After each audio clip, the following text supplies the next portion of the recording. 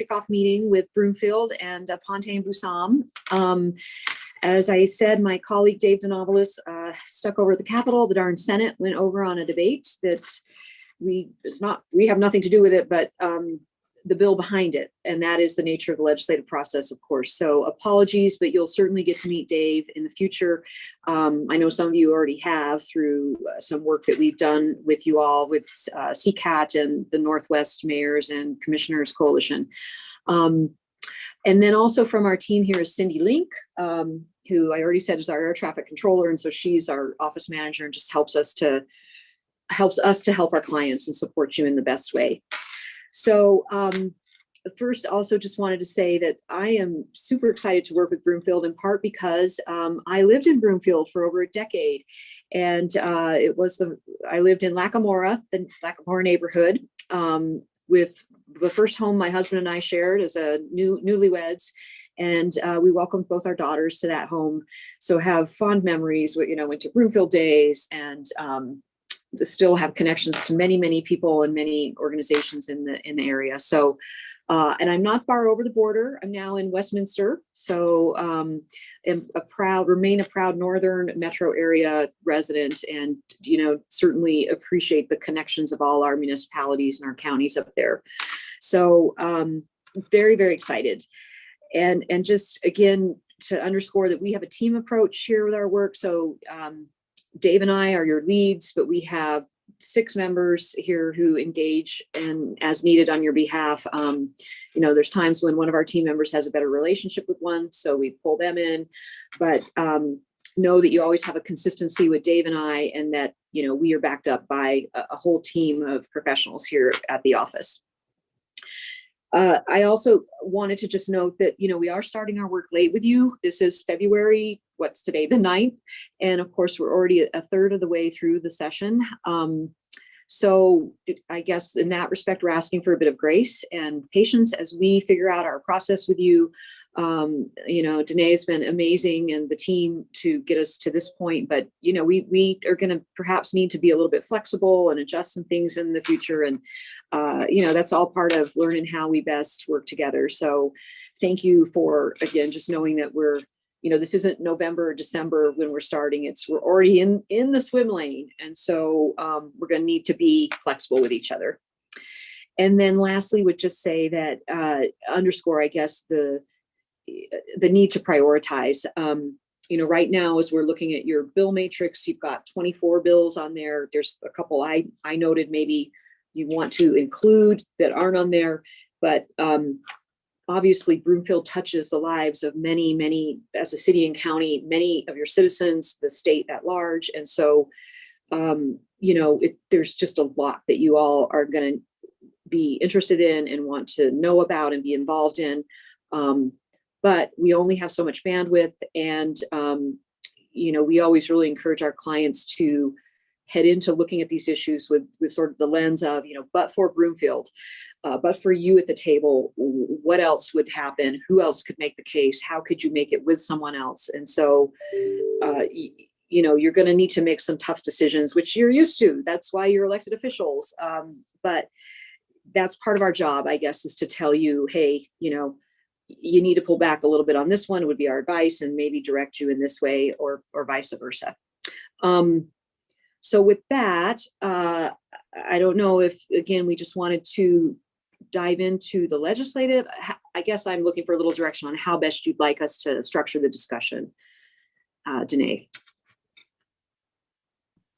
Let's start because I think they have the matrix with the information, and so we can walk through that, but to be mindful of time, if there is any items that weren't included that maybe we want to dive in, let's start there. And then that way, at least we can get through that. And then we can just kind of walk through the matrix and kind of what you're seeing on the Capitol as well, down at the Dome, and what you anticipate coming. And actually, as we're saying that, I might also want to preface, some of these bills, I am going to admit, I don't know. We haven't dived into them because you haven't given us the direction to do that yet. And I also should say that what we've heard from you all in both your staff and just knowing how you're engaging in other spaces and I should have said also, we've worked with Mayor Castriata, with Councilwoman Lynn, Councilman Schaff. We've worked with some of you in other capacities, so we have at least I think a high level sense of the interests and priorities, and just maybe to share with you what my initial thinking is definitely the land use discussions and what's going on with that, and would be happy to tell you what we know. Rent stabilization and income aligned housing issues, transit. So not just transit oriented development, but transit sort of generally, knowing that, you all are contributing a great deal to RTD and not getting much in return.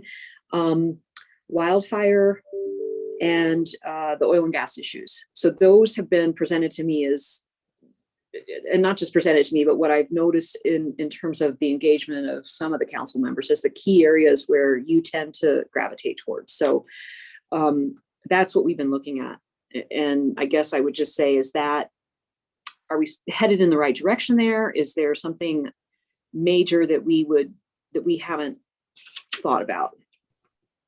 I think that's pretty, and Jean, and I can see at least your face, but I can't see James. So I'll lean to you guys, but I think that's in alignment. The only thing I heard from council at the council meeting on the 24th that wasn't on there was the property tax stuff that we see coming down, was also around state income tax, property taxes, evaluations. A lot of that COVID decisions that were made and what that looks like in a post-COVID world around reevaluations was the only other big topic that I heard mentioned that from what you just listed that wasn't included. But Jean, I see you have your hands up as well. Yeah, I guess my question is, following up to the letter that we just sent to the state on the, requests for movement on the two gun amendments that we tabled, at the statewide level. Are we, if there's some remote hope that the state is really going to do something with this, then I certainly think that should be a priority for us. If they do move on that age restriction, and what was our other thing? The waiting period, education, if that comes about. Ruth, do you have an update? I know at the beginning of the session, Governor Polis really clearly came out and said that he wasn't in support of the banning of assault weapons, and he had some different approaches that he was more supportive of. I haven't seen any bills introduced formally yet, Councilmember Lim, but Ruth, do you have any updates on the chatter on that? Yeah, absolutely. And, we should share that we're involved in the gun violence prevention measures for a couple other clients, including Children's Hospital Colorado and the pediatricians. And what's happening right now is there are negotiations going on around, what is feasible, with the governor having said, he is not inclined to sign a bill around assault weapon bans. There is conversations within the Democratic caucus, including the governor's office, about what is acceptable, and also considerations of, shall we just introduce a bill anyways, and then he will have to make that hard choice. And so right now there is not a bill because those negotiations are going on, and we're expecting that when a package is introduced, it will either have a clear path forward and will go very quickly, or I think either way, it'll probably go, well, I don't think they'll ever go quickly because of course they have a tremendous amount of opposition, but there will have been a path of success for them, at least through the legislature. And then, it's unclear what the governor might do. And in addition to the waiting period, there's some talk about closing the loopholes in the Extreme Risk Protection Act, to allow others to report when they have concerns about an individual who has gun possession. There is the ghost gun prohibition. And there's one that actually related to you all as more of a county, is from Representative Amabile around prohibiting the use or the firing of guns on private property. And that's something where I was like, oh, is that in their wheelhouse as well? So I don't know if I would necessarily put that in the gun violence prevention package, but it's the use of guns on property that is adjacent to other people's property, those kinds of discussions. So I hope that answers the question as best as we can. And this may be a theme, actually. As I actually was thinking, maybe I just need to share with you what we know about the major issues that you're interested in, and then we can look at the matrix relative to the major issues. So that's gun violence prevention. And again, I also welcome if others are hearing things, we're not the be all end all. You all are connected in many ways to other groups. And we really, if you have information to share, by all means, you could be telling us some things too. So on the gun violence prevention, is there any other input or feedback on that issue? No. Okay, well, we can get the one bill that has been introduced, we can get to you. And then, we will just make a note that this is an area of interest to you, and we will continue to keep you apprised. And then again, we're still learning your process. So once the bills are introduced, you will take a formal position, is my understanding, and then we'll get some direction on if and how we engage. Some heads nodding. Okay. So let's go up to the top of the list on land use. So I should say too that I know Broomfield is involved with many other local government groups that are looking at this issue. So CCI, the Municipal League, CC4CA, CCAT. You have very good the Dr. Cog. You've got very good engagement with the local government groups that are involved in these conversations. What I can tell you right now is that everyone is waiting with bated breath for some actual language to review, for some words on paper to evaluate how and if it impacts us. There have been multiple conversations with the governor's office, and in the state of the state, he was very clear that this is a priority for the administration with respect to affordable housing. They are looking at a model that would support property rights, sort of, I guess you would say at the equalized property rights, perhaps above local government ability to control the decisions in a community. And he hasn't laid that out though.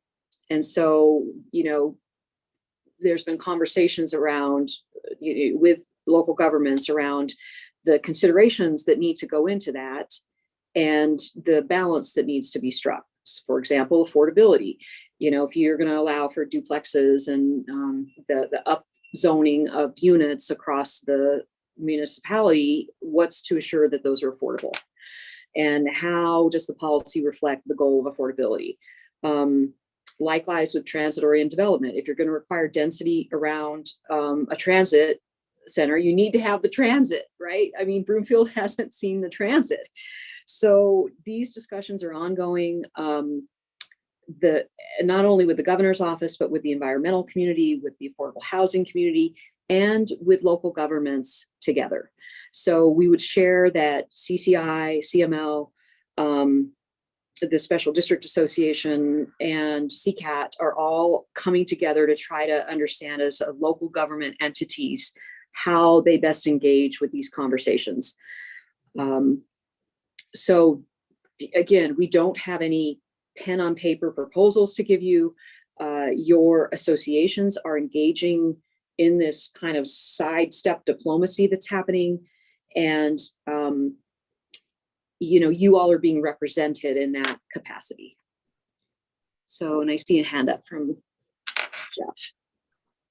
And Ruth, thank you. And we kind of get that, obviously, from listening to all of our colleagues and friends, and everybody seems to be talking about this. The other thing I would just want to let you know, one of the things that Broomfield holds, both, related to individual property rights, et cetera, of our residents and homeowners, et cetera, is we also look at fiscal sustainability.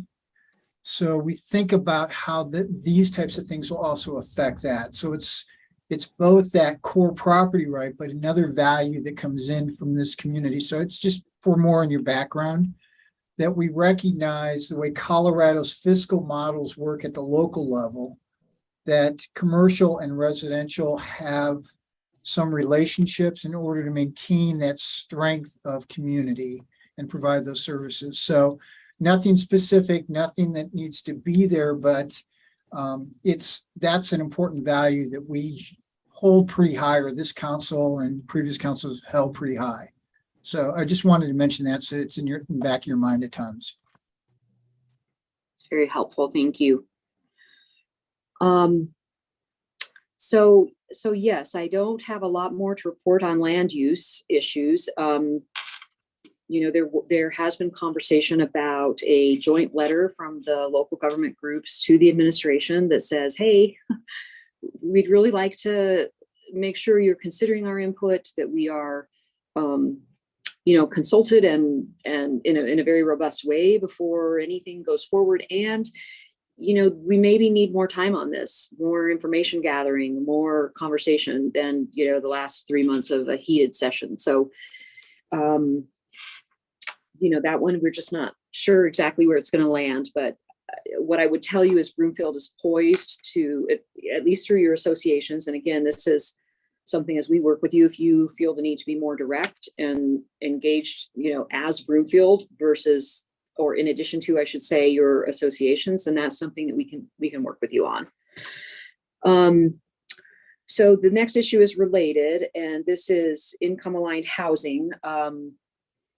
There's lots and lots of conversation around rent stabilization, around eviction prevention, and those sorts of measures. And, I guess I would just, these aren't exactly related. They're not related to land use exactly, but they're more around, are there some policy things that can be done within our existing housing market to help with income adjusted housing? So, or income aligned housing, excuse me. So I guess I'm looking for a little bit of conversation around this. Is it something that you would see the council diving into and taking positions on? Actually, one of the bills is from one of our members of Broomfield representative to the State House. And that is House Bill 11. Oh, I'm sorry, I'm misspeaking. There's so many housing bills. The one to repeal the prohibition on local residential rent control is already been introduced. There was, I think, there's an eviction one that was just introduced on Friday. So where is the sort of gut feeling on these sorts of issues, and how would you be looking at them and framing them?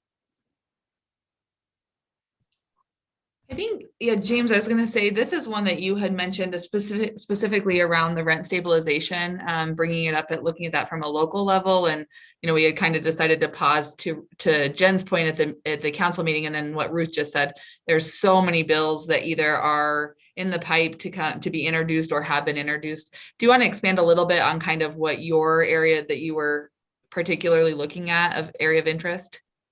So I've been having conversations about the rent control bill with multiple people. I know CML supported it last year, the provision that was in the mobile home bill last year before it got stripped out. And I know I've had some conversation with some of the Federal Heights council members. Heidi and Guyleen and I are set to speak with representatives from 9 to 5 Colorado, I believe on the 17th, regarding the rent control bill. I don't know exactly where the council would be as a whole. I know I support the bill. I think a few others will. But I've had other conversations. I had a conversation with Evie over in Adams County, and I know she doesn't support it. So it's kind of back and forth where we're going to be on it. I think that's one that's probably going to have to, go to all of council to see whether or not we want to support it directly or not. Councilwoman Lynn has her hand up.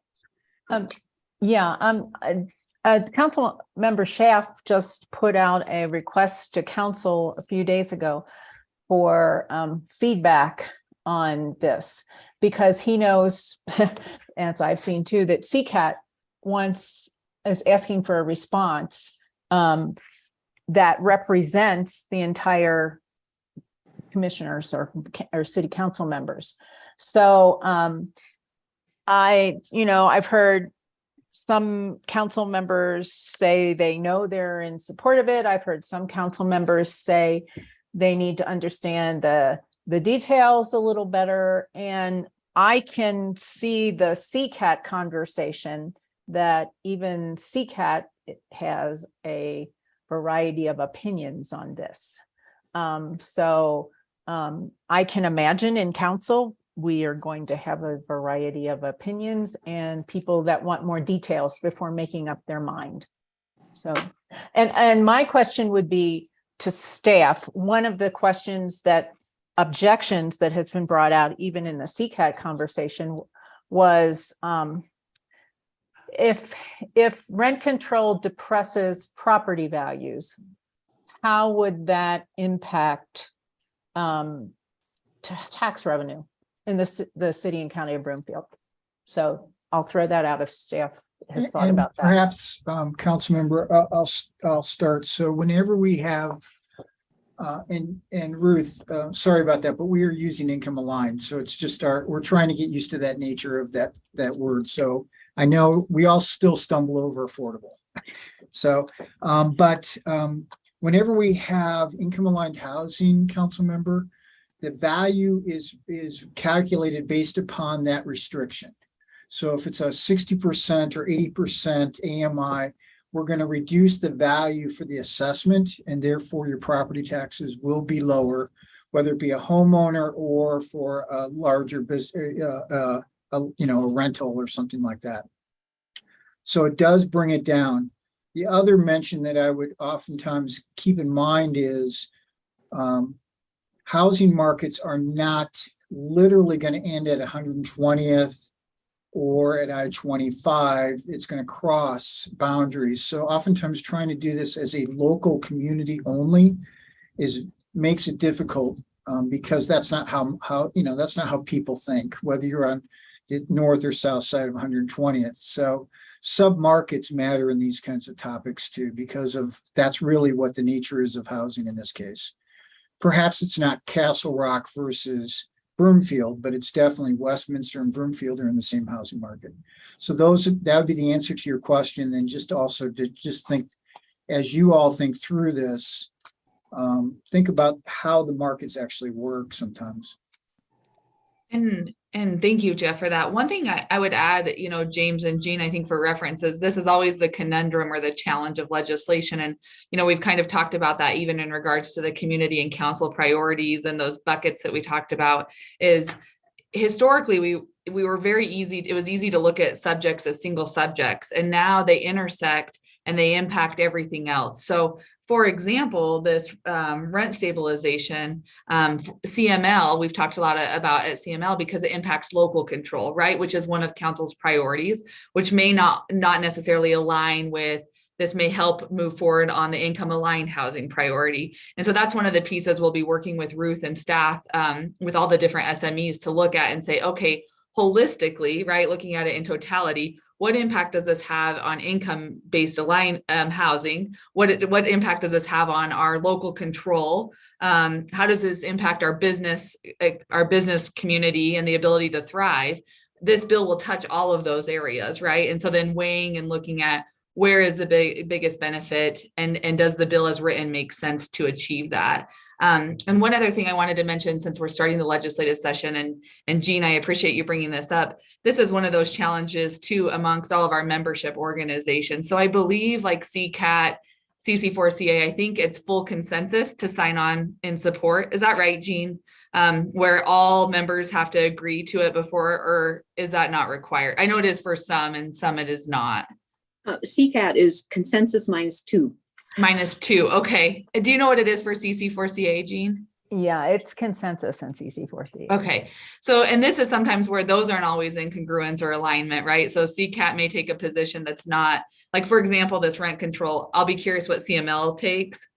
versus, for example, what maybe CCAT takes. So just one thing I wanted to mention of this is some of the challenges of legislation that we kind of have to walk through and think. And then that's where staff will do the best of what we think is best for Broomfield. But if council wants to take a more direct position, we can always have that request and bring a resolution for it as well. So just a reminder of that process, and sometimes full alignment across all the membership organizations is not always possible.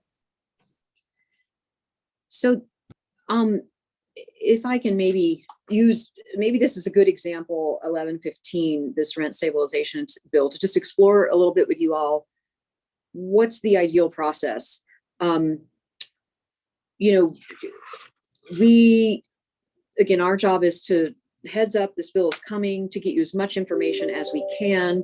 And not just us, but your staff. And then I guess I'm trying to understand, does that go to you all as a council in the form of a briefing and then you take votes, or maybe just deliberate, what do you need from us to, as we go through these bills, to make your decisions? I think, Ruth, if we can kind of use the process that we have been using in the past, has been effective and probably to continue to move forward, is right, those weekly updates to council really flags the bills that are on our radar and tracking. And so, right, our ask to council is, if we're missing something that's on your radar, please flag it, because again, different channels, we hear different things, so that we can analyze it and decide if it's appropriate or not to add to the matrix. And then I think that's where we really lean on the SMEs on our staff, right? Of, if this is a bill that, Jeff is engaged, for example, with C3 and those different communities, and where if we need to take a more formal position, staff then notifies council, hey, we're going to do this. If there's any objections, let us know. And normally we don't hear objections, so that we can move quickly.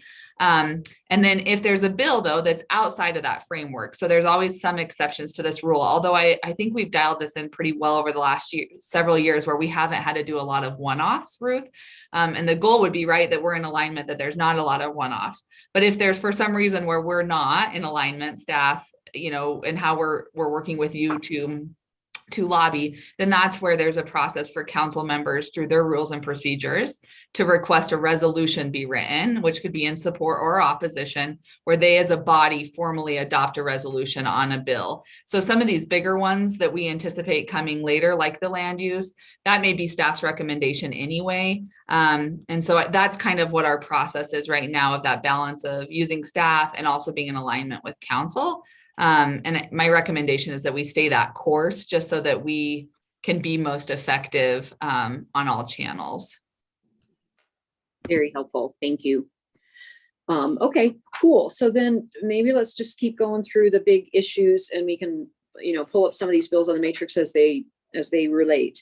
So with respect to transit, you all probably know that we did a lot of work with transit in the passage of Senate Bill 260 and Front Range Passenger Rail. And, this was just a couple of years ago, a big lift on that front. And then those are now being implemented, and we don't see, frankly, a lot more effort at the Capitol. However, we do expect the transit discussions to intersect with the land use discussions. And so, some requirements around transit-oriented development and density, et cetera.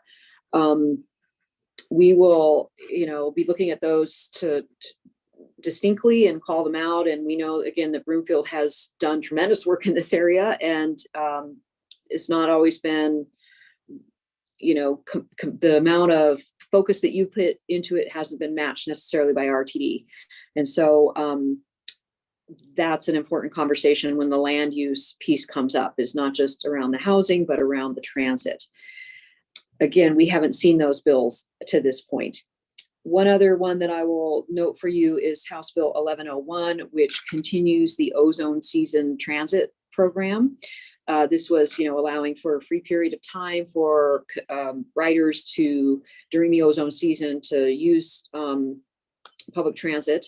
And it was very successful in terms of increasing ridership. And so this bill will essentially continue it, allow for another month's period next year. The question is, has it had impact on the ozone decrease as it has been hoped? And that's difficult to measure, of course. But certainly getting folks reaccustomed or encouraging and incented to use, public transit is a goal that has been achieved under the program.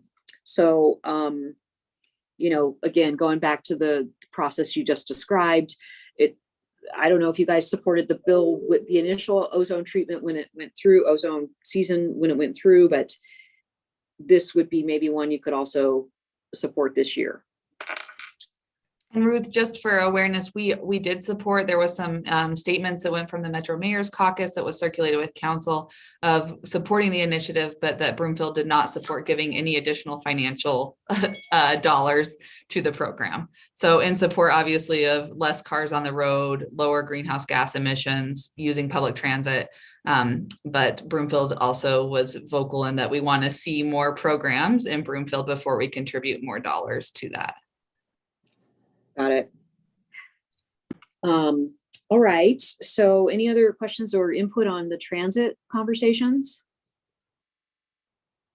Okay. And I should also use this time to share that one of our clients is the Northwest Mayors and Commissioners Coalition, Northwest MCC, and Mayor Castriata and Councilman Schaffer serve on that for you all. So they're very tuned into these issues as well.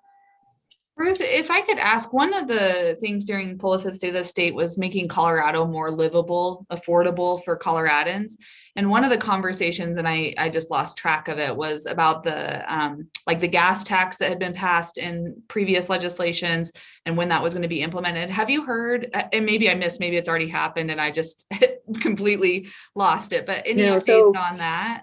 So that was a part of Senate Bill, again, 260, the Mass Omnibus Transportation Package, and it's a gas fee, not a gas tax. Thank you. That is one word that's not semantics. Thank you.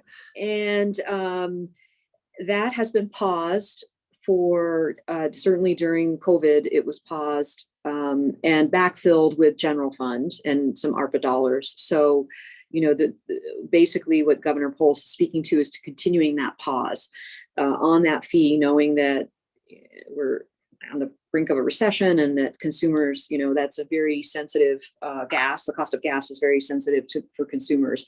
And so the state has actually not implemented the fee to the consumer, but they have made sure that the funding that would have come from that is going into the Senate Bill 260 formula, so that all of the, things that were predicated on that funding are going to continue. So that is part of the budget bill. It's not a separate bill, but it is expected that the pause on the gas fee will continue again for another fiscal year. Thank you. Thanks for bringing that up. That reminds me, we can make sure to tag that for you guys as well.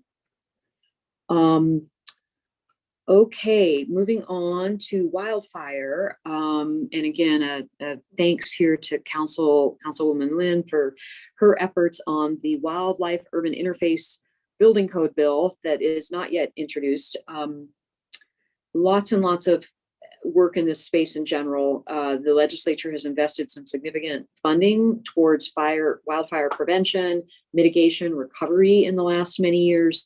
And of course, with the Marshall Fire, who knew that Broomfield was going to have to worry about these things? It was remarkable. I lived through that with all of you, of course, and just very, really brought things literally home.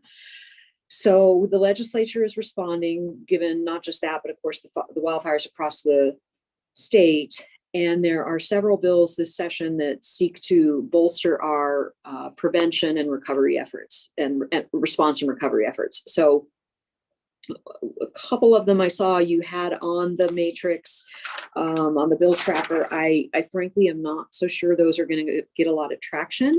And that's part of what we hope to provide you as well, is sort of political insight around, this bill is sponsored by a sole Democrat that didn't maybe do some stakeholding, those kinds of factors.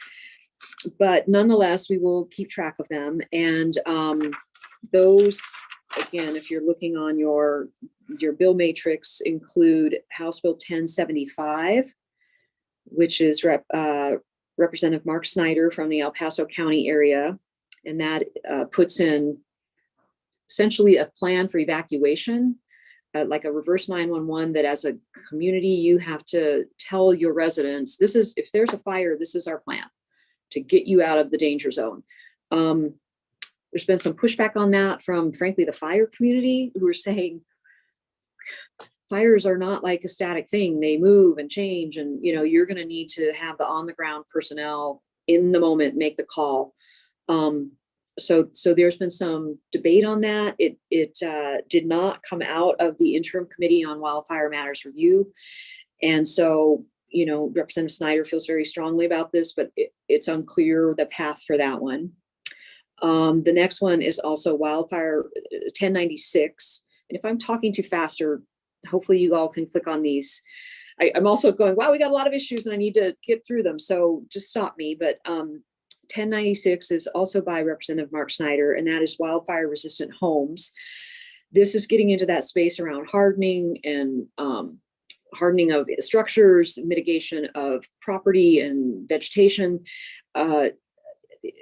And it's not been through the rigor that the bill that Councilwoman Lynn is working on, the WUI code bill, which seeks to do the same thing. So again, unclear sort of what the traction is going to be on this one, but we at least are tracking them for you and they're on your list.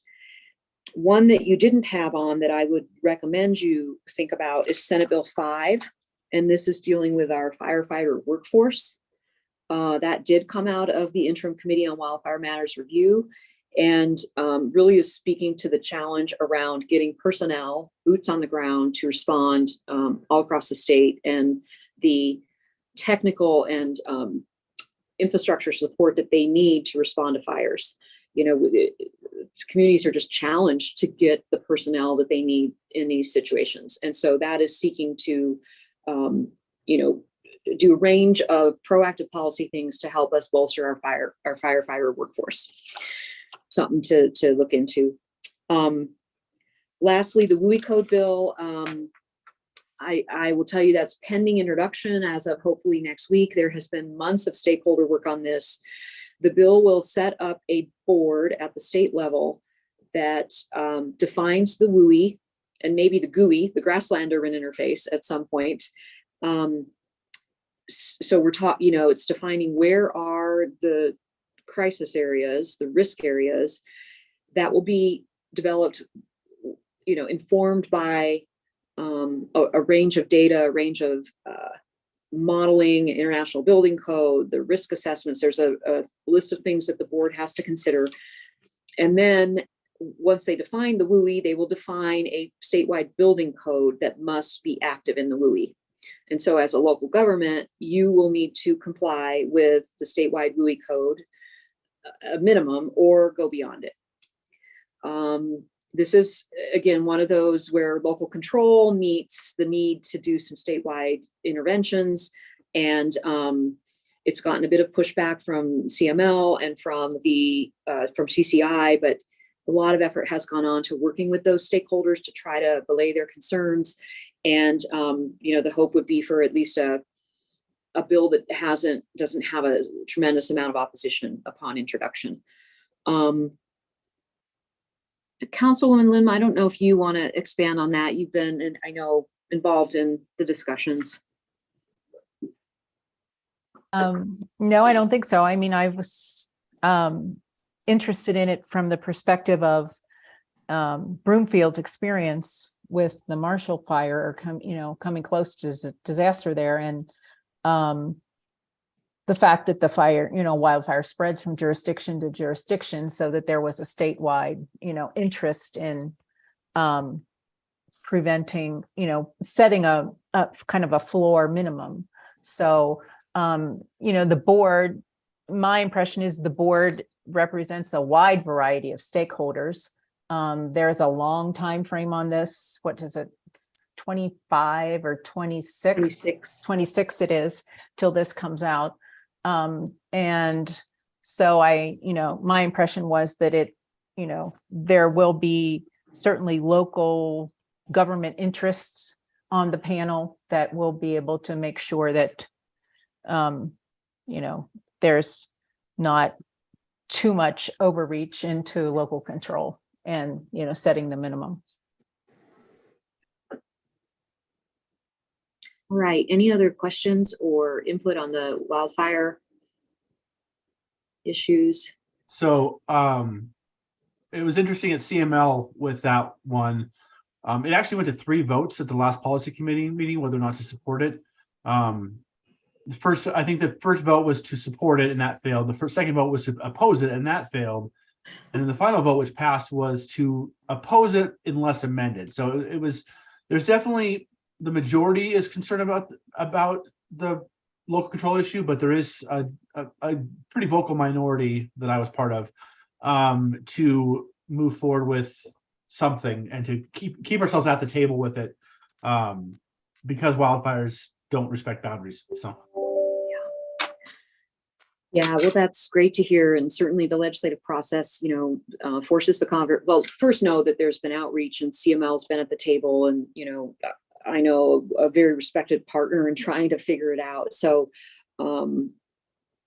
if they have additional input, I know Senator Cutter will review it and consider it, be mindful in its consideration of it.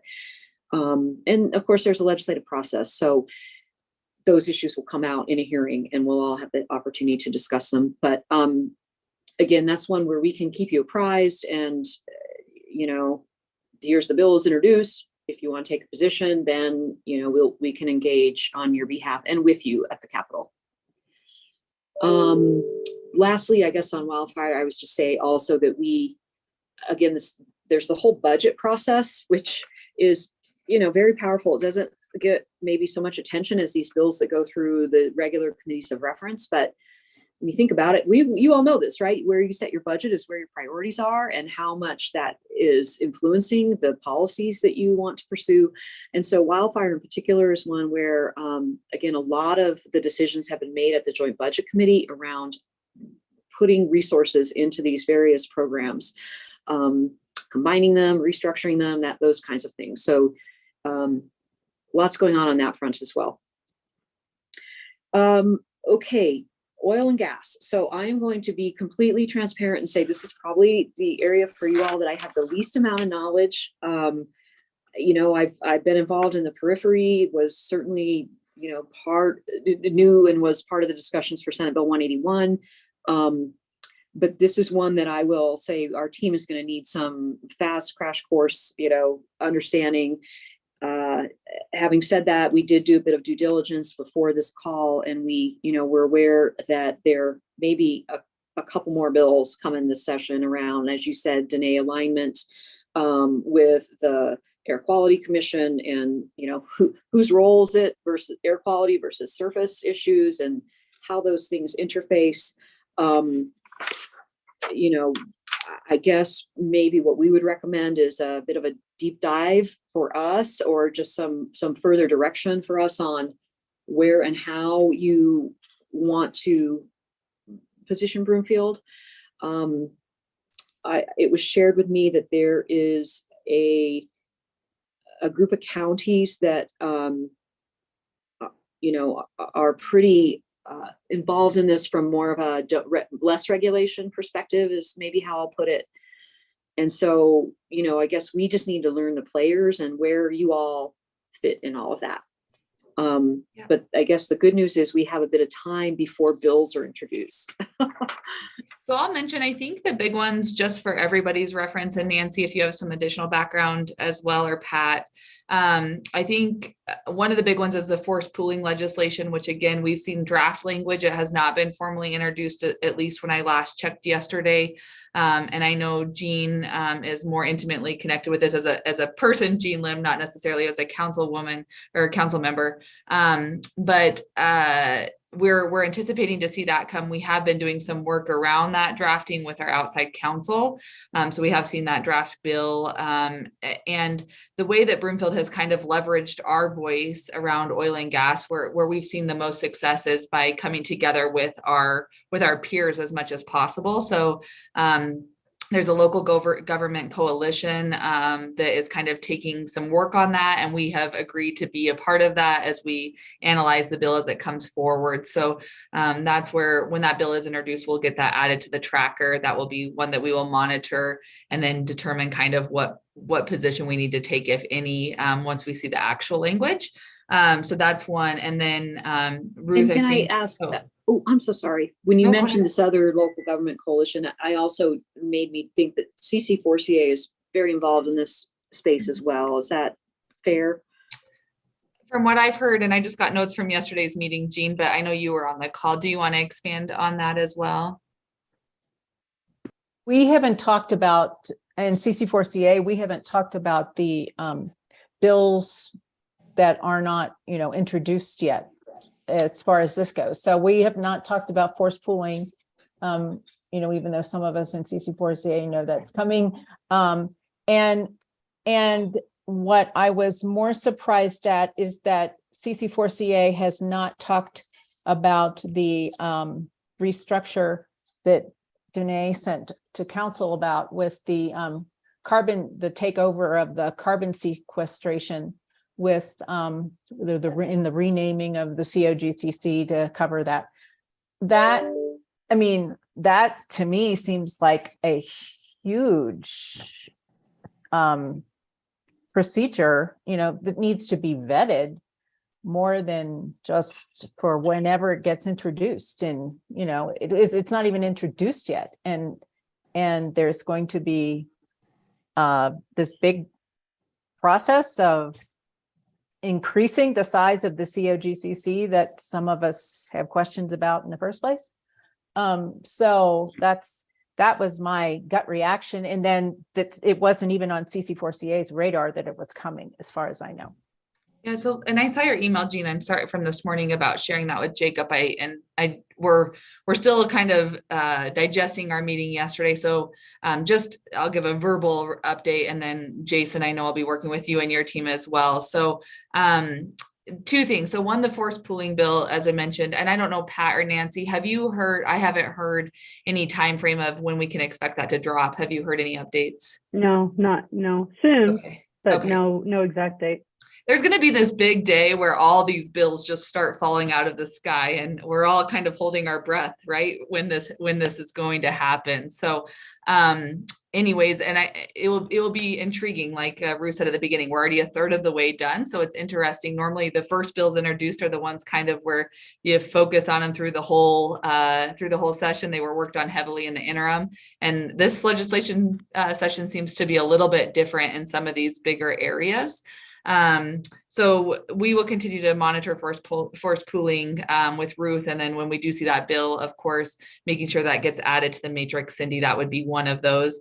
And then Jean, we'll get an email update out to council, hopefully here today or tomorrow, just of the conversation we had with one of the commissioners earlier this week.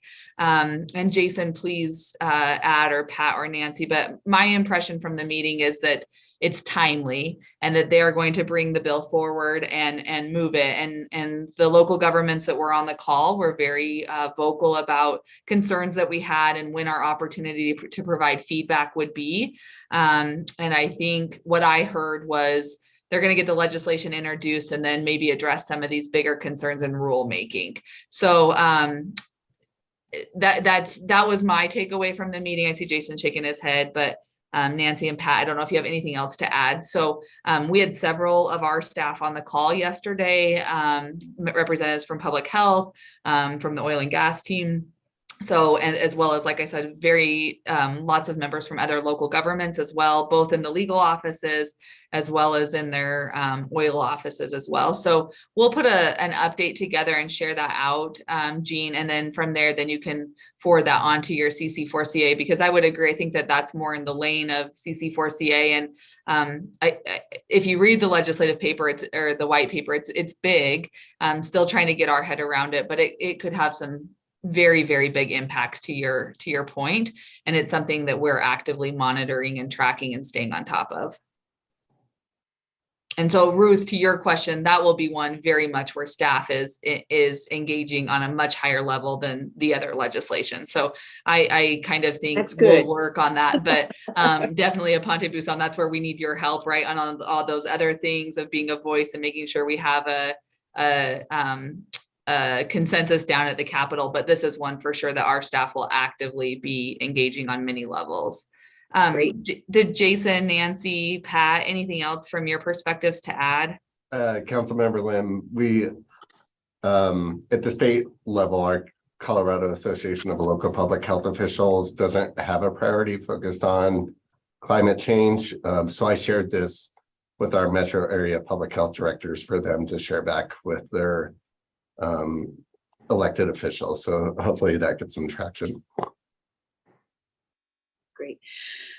That sounds great. And again, excited to know that you've got a deep bench on this and that we can lean on that. And we do know that there's, some potential big conversations here on the horizon. So, okay. So lastly on the list, we had property tax.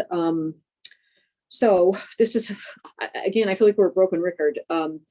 We know the governor has made it quite a priority to have some kind of conversation around property tax changes so that we can avoid this sort of game of chicken where, you have groups threatening to run to the ballot and going to the ballot in some cases to change property tax and us heading things off at the pass and saying, wait, let's talk about this. So we know that the governor has been embarking on this sort of listening tour that has been guided by the Lincoln Land Institute to try to understand what some options are from other states.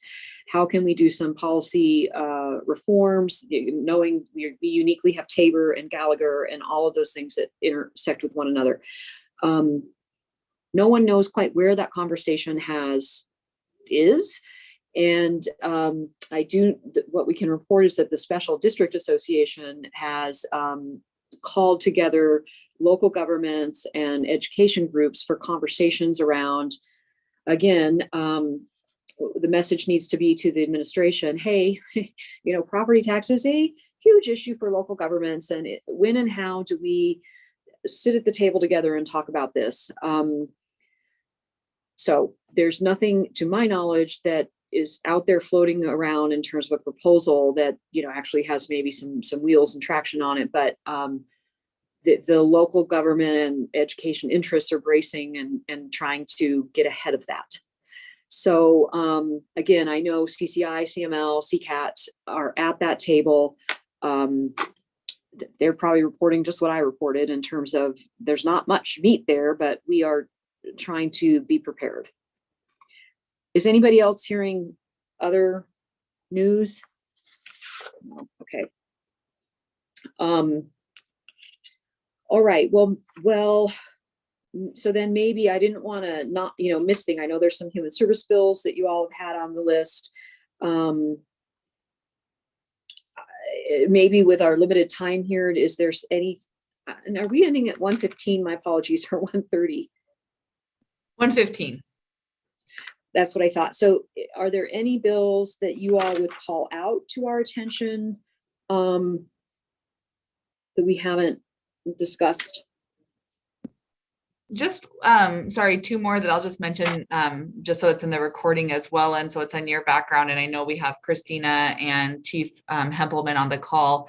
At the council meeting, there was concerns, I think, from Councilmember Cohen and another, I can't remember who else, but somebody else mentioned about car theft and upping that with that being a high crime rate in Colorado. And so there have been bills introduced on that. And I just want to mention, Christina and the chief through their association have been tracking those. And again, those are good examples of a balance of good intent and how does it work with actually enforcement. And so Christina, do you have anything to add on those? I just want to mention that we are tracking those and we'll make sure those are on our matrix as well. No, I don't have anything to add, but we are following those through the chief and I and the deputy chief attend the Colorado Associations of Chief of Police meetings on a weekly basis. And so that's how we're mainly getting our information from law enforcement, from bills concerning law enforcement.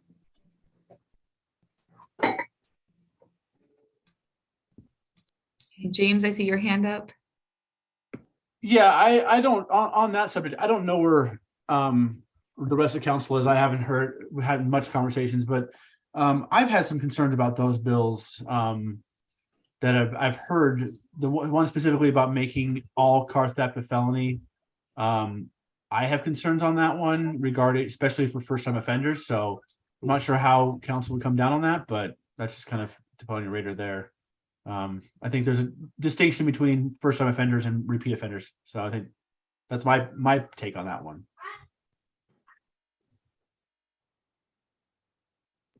Christina, did you have anything to add to that? It looks like maybe you were going to hit me unmute, but I couldn't tell. No, but I think the background of that bill, I'll just say, is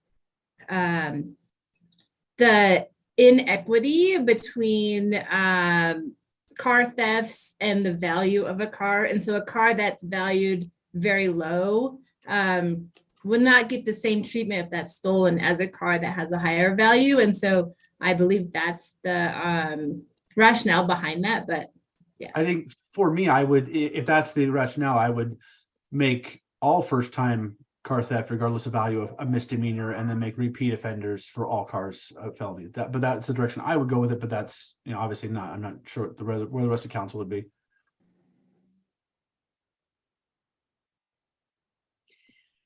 So, I feel like this was a good, helpful first discussion for us. And again, we will continue to be refining this back and forth with your staff. And I hate to say it, but there's just we have so many of the big issues are still yet to come. So brace ourselves, and we're doing this every 2 weeks. We've set a date or time to make sure you get your updates on Monday mornings. And I think we can just keep rolling out and see how it goes.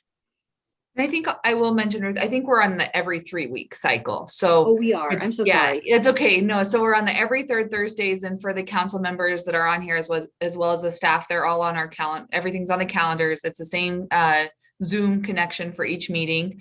Again, they'll all be recorded and shared in the CMO email that goes out on Friday. So we tried to kind of give you, so you have that continuous update throughout the week. So Aponte Busam will send their updates on Mondays, and then we'll kind of close out the week with anything that may have changed on Friday's CMO update. And then you'll kind of see that cadence throughout, complemented by these not in person, these virtual connections, I guess, every 3 weeks. So you should have all of that on your calendar. And then again, I think the thing I'll just mention for Ruth, as well as for our council members, staff does a lot of work on these tracking and monitoring through our legislative groups, but it's a big partnership. It's a lot. There's a lot of bills, there's a lot of movement, there's a lot of chatter. And so again, I just ask, you've been very helpful in sharing things in case we've missed it, so we can provide, oh, we didn't miss it and this is why, or we did miss it, thank you for letting us know. So I just ask for that continued grace and partnership, because again, there's a lot more coming, and it's going to be messy. It always is. That's the fun of the legislature.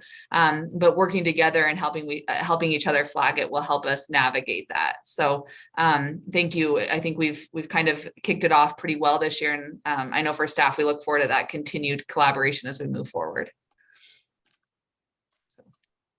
Awesome. Thank you all. We're All right. excited, and we'll see you in 3 weeks.